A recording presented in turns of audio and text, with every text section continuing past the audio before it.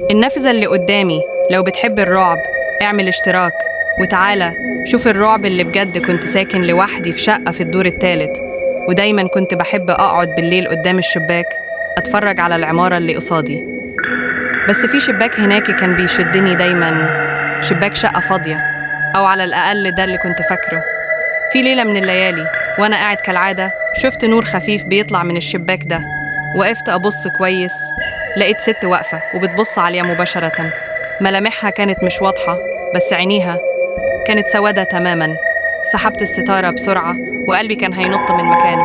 حاولت أنسى اللي شفته، لكن في اليوم اللي بعده لقيت ورقة صغيرة مدفوسة تحت باب شقتي مكتوب فيها: لو سبت الستارة مفتوحة تاني هجيلك. اتجمدت في مكاني، ازاي حد طلع لحد بابي؟ وازاي عارف أنا ساكن فين أصلا؟ المشكلة الحقيقية بدأت بعدها بليلتين.